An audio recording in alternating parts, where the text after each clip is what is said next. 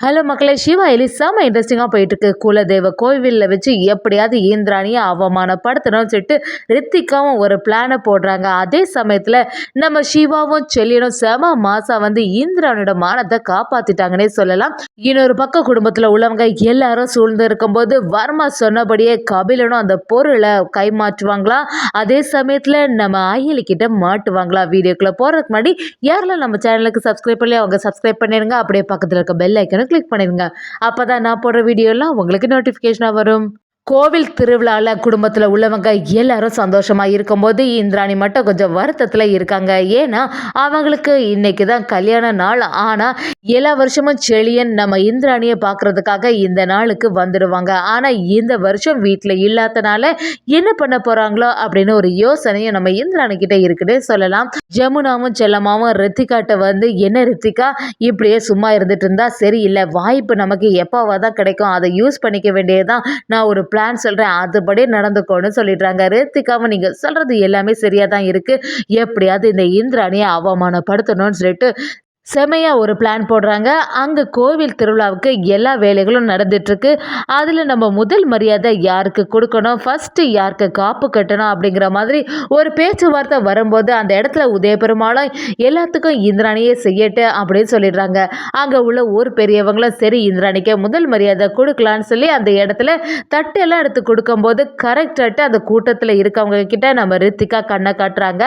அவங்களும் அதுக்கு ஏத்த மாதிரி என்னம்மா இங்க நடக்குது, எதுக்கு இந்த பொண்ணு இப்படி தட்டு வாங்குறா, அவ புருஷனோட சேர்ந்த மாதிரி தானே இந்த சம்பிரதாயம் எல்லாத்தையும் பண்ண முடியும், இவ மட்டும் எப்படி பண்ண முடியும்னு கேட்கும்போது நம்ம இந்திராணி அந்த இடத்துலயே அவமானப்பட்டு நிக்கிறாங்க. இப்ப என்ன பண்றது அப்படின்னு சொல்லிட்டு கண்ணே கலங்கி போச்சு.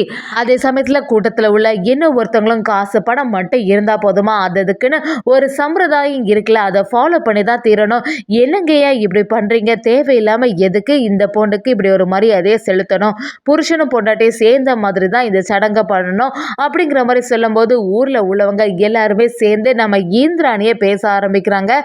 எப்படி இருந்தாலும் இந்திராணிக்கு இந்த மரியாதை கிடைக்கக்கூடாது அப்படின்னு நினைக்கிறாங்க. இதை பார்த்துட்டு இருந்த ரித்திகாவுக்கு சந்தோஷம் ஆகுது. நம்ம நினைச்ச மாதிரி எல்லாமே நடக்குது, எப்படியாவது இந்த மரியாதை நமக்கு கிடைக்கிற மாதிரி பண்ணிடணும் சொல்லிட்டு ரித்திகாவும் ஒரு பிளானை யோசிக்கிறாங்க. இந்திராணிக்கு அந்த இடத்துல என்ன பண்றது தெரியல, அப்படியே கலங்கி போய் நிற்கவும் உதய பெருமாள் நம்ம இந்திராணிக்கு சப்போர்ட்டா பேச ஆரம்பிக்கிறாங்க. ஊர்ல உள்ளவங்களும் சரி எல்லாரும் சொல்ற மாதிரியே இனி இந்திராணிக்கு முதல் மரியாதை கொடுக்க முடியாது, அவளும் அவங்க ஹஸ்பண்டை சேர்ந்த மாதிரி வாங்கினா எந்த பிரச்சனையும் இல்லை, இப்படி ஒரு சுச்சுவேஷன் வரும் நாங்க கொஞ்சம் கூட எதிர்பார்க்கல அப்படின்னு உதய பெருமாள் கிட்ட ஊர்ல உள்ள தலைவர்களும் சொல்றாங்க. அதே சமயத்துல நம்ம சிவா அந்த இடத்துல வந்து, என்ன பேசுறீங்க, தேவையில்லாம என்னோட அக்காவை இப்படி எல்லாம் சொல்லாதுங்கன்னு ஊர் மக்களுக்கு முன்னாடி தன்னோட அக்கா இந்திராணிக்கு சப்போர்ட்டிவா பேசி எல்லாரும் எதிர்த்து நிற்கிறாங்கன்னே சொல்லலாம். இதை பார்த்துட்டு இருந்த அயலியும் நம்ம இந்திராணி கிட்ட வந்து, அண்ணி நீங்க எதுக்குமே கவலைப்படாதுங்க, இந்த ஊர்ல உள்ளவங்க இப்படித்தான் சொல்லுவாங்க, அதை நினைச்சு வருத்தப்படாதுங்கன்னு சமாதானப்படுத்தி விடுறாங்க. இப்படி ஒரு சுச்சுவேஷன் இருந்துட்டு இருக்கும்போது நம்ம செல்வநாயகி ஜமுனா எல்லாருக்கும் பயங்கர சந்தோஷம் ஆகுது. நம்ம நினைச்ச மாதிரி நடந்துட்டு இருக்கு, இந்த இந்திராணியை எப்படியாவது அவமானப்படுத்தணும்னு நினைச்சா அது மாதிரி நடக்குது. இந்திராணியோட ஃபேஸை பாரு, மூஞ்சே மாறி போச்சு, இவளுக்கு இது தேவைதான், நம்மளை எல்லாம் என்னெல்லாம் செய்திருப்பா, அது மட்டும் இல்லாம எப்பவும் இந்த சிவா அயலியை தானே உயர்த்து பேசிட்டு இருப்பா, இப்ப இந்த இடத்துல ஊர் மக்களுக்கு முன்னாடி இவ நிக்கிறத பார்த்தா நமக்கு சந்தோஷமா இருக்குன்னு யோசிச்சுட்டு இருக்காங்க. இன்னொரு பக்கம் பாத்தீங்கன்னா எல்லாருமே நம்ம இந்திராணியை தப்பு சொல்லிட்டு இருக்கும் போது இந்திராணி அந்த இடத்துல இருந்து சரி எனக்கு எந்த மரியாதையும் வேண்டாம்னு சொல்லிட்டு கிளம்புறாங்க. அந்த டைம்ல கரெக்டாட்டு செம மாசா செழியன் வந்து நிக்கிறாங்க. இதை கொஞ்சம் கூட யாருமே எதிர்பார்க்கல. செழியன் வந்து, இந்து நான் உனக்காக இருக்கேன்னு சொல்லிட்டு நம்ம செழியன் செம அதிரடியாட்டி, இந்து வா நம்ம ரெண்டு பேரும் சேர்ந்த மாதிரி இந்த மரியாதையை ஏத்துக்கலாம்னு சொல்லிடுறாங்க. அதை பார்த்த உடனே ரித்திகா அப்படியே ஷாக் ஆயிடுறாங்க. இந்த செழியன் எப்படி இங்க வந்தான், கடைசி நேரத்துல இவன் வந்து சொதப்பிட்டானே, எப்படியாவது இந்திராணி இந்த இடத்துல அவமானப்பட்டு நிப்பான்னு பார்த்தா இப்படி பண்ணிட்டானேன்னு நம்ம ரித்திகா நினைக்கிறாங்க. செழியனை கொஞ்சம் கூட அந்த இடத்துல நம்ம இந்திராணி எதிர்பார்க்கல.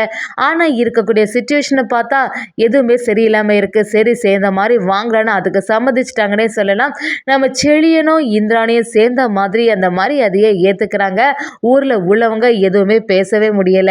உதய பெருமாளும் இந்திராணி கிட்ட நீ எதுக்குமே கவலைப்படாதமா, எப்படி இந்த மரியாதை உனக்கு தான் கிடைக்கணும், 2 பேரும் சேர்ந்த மாதிரி இதை வாங்கிக்கோன்னு சொல்லவும் நம்ம இந்திராணியும் செழியனும் அதை வாங்கிட்டாங்கன்னே சொல்லலாம். செழியனும் இந்திராணி கிட்ட வந்து நமக்கு மேரேஜ் ஆகி இத்தனை வருஷம் ஆகுது, இன்னைக்கு நம்ம கல்யாண நாள், எங்க இருந்தாலும் எல்லா வருஷமும் உன்னை பார்க்க வந்துடுவேன், நம்ம சந்தோஷமா வாழ்ந்த நாட்கள் எல்லாம் நினைச்சு நான் ரொம்பவே வருத்தப்படுவேன், நீ எப்படியாவது என்னைக்காவது ஒரு நாள் மனசு மாறி என் கூட சேர்ந்து வாழுவேன்னு நம்பிக்கை இருக்கு அப்படின்னு சொல்லும்போது நம்ம செழியனை பார்த்து என்னைக்கு இருந்தாலும் நீ நினைக்கிறது நடக்க போறதில்லை, அதனால இதை பத்தி யோசிக்காதங்க அப்படின்னு சொல்றாங்க. செழியனும் அந்த இடத்துல ரொம்ப பொறுமையா பேசுறாங்க. இந்து எப்படியும் மனசு மாறி வந்துடுவ, நீ எங்க இருந்தாலும் இந்த நாளுக்கு உன்னை தேடி நான் வந்துடுவேன்னு உனக்கு தெரியும்லன்னு சொல்லிட்டு இந்திராணி கிட்ட அவங்க கல்யாண நாள் வாழ்த்துக்களே சொல்லிட்டு நம்ம செழியன் கிளம்புறாங்க. அயலியும் இன்னொரு பக்கம் செழியனை நிறுத்தி என்ன அப்படின்னு விசாரிக்கும் போது நம்ம சிவா கிட்ட செழியன் சொல்றாங்க, இன்னைக்கு எங்களோட மேரேஜ் டே, அவளுக்கு என் மேலே நிறைய கோபம் இருக்கு, ஆனால் அவளோட கோபம் எல்லாமே நியாயம்தான், என்னைக்கா இருந்தாலும் என் கூட சேர்ந்து வாழறதுக்கு வருவா, அந்த நாளுக்காக தான் நான் வெயிட் பண்ணிட்டு இருக்கேன் சொல்லிட்டு நம்ம சிவா கிட்ட சொல்றாங்க. நம்ம சிவாவும் அயலிக்கிட்ட வந்து எப்படி இருந்தாலும் இந்திராணி அக்காவையும் செழியனையும் ஒன்று சேர்த்து வைக்கணும், எத்தனை நாள் தான் இவங்க 2 பேருமே பிரிஞ்சே இருப்பாங்க, எப்படியாவது ஒன்று சேர்த்து வைக்கணும்னு சொல்லும்போது நம்ம அயலியும் அந்த இடத்துல நீங்க சொல்றது எல்லாமே சரிதான் சீனியர், சேர்த்து வச்சிட வேண்டியதான்னு நினைக்கிறாங்க.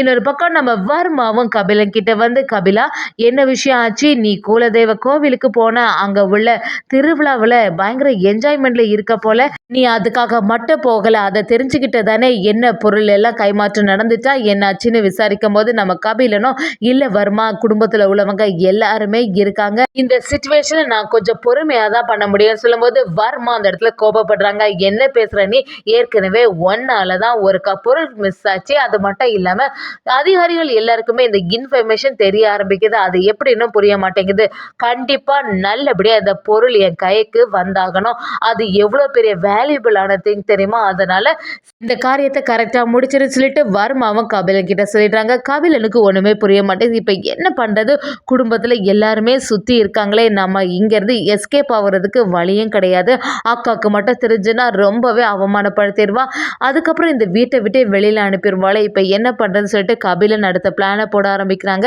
ரித்திகாட்டையும் வந்து நான் இப்போ கொஞ்ச நேரத்தில் வந்துடுன்னு சொல்லிட்டு வேற ஒரு இடத்துக்கு கிளம்பிடுறாங்க. இதை நம்ம சிவாவும் அயலியும் நோட் பண்ணுறாங்க. எப்படியாவது கபிலனை ஃபாலோ பண்ணி போயிட்டணும், கபிலனுக்கு பின்னாடி போனால் கரெக்டாட்டு வர்மாவையும் கண்டுபிடிச்சு அவனையும் சாத்தி எடுத்துடலாங்கிற மாதிரி நம்ம அயலி ஒரு பிளானை போடுறாங்க.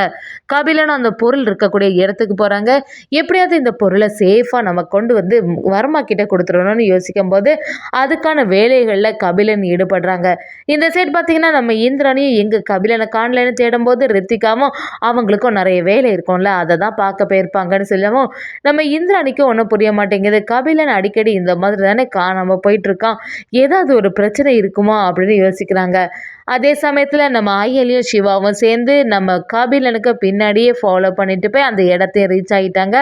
அந்த இடத்துல பொருள் மாற்றம் நடக்க போது செம அதிரடியாக அயலியும் சிவாவும் சேர்ந்த மாதிரி அந்த இடத்துல எல்லாரையும் அடிச்சு தம்சம் பண்ணிட்டு பொருளையும் கைப்பற்றுறாங்கன்னே சொல்லலாம். அதே சமயத்தில் நம்ம வர்மா கபிலனை பற்றின எல்லா உண்மையும் தெரிய வருது. ஒரு கட்டத்தில் குடும்பத்தில் உள்ளவங்க எல்லாருக்குமே கபிலனை பற்றி தெரிய வருது. கபிலன் இப்படிப்பட்ட ஆளுன்னு சொல்லிட்டு நம்ம இந்திராணி கொஞ்சம் கூட எதிர்பார்க்கல, அவங்க ரொம்பவே வருத்தப்பட ஆரம்பிச்சிட்டாங்கன்னே சொல்லலாம்.